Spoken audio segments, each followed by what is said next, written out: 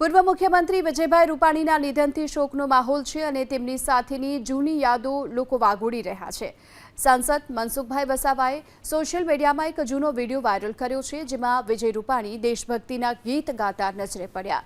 આ વિડીયો એ સમયનો છે કે જ્યારે વિજયભાઈ રૂપાણી ચિંતન શિબિરના કારણે ભરૂચના ઝઘડિયા ખાતે પહોંચ્યા હતા। આ વિડીયોમાં વિજયભાઈ રૂપાણીની સાથે સાંસદ મનસુખ વસાવા પણ નજરે જોવા મળી રહ્યા છે। हर हर महादेव, हर हर महादेव, कोई हर महादेव की बच्चा बच्चा बोला था। यहाँ शिवाजी ने रखी थी लाज हमारी शान की।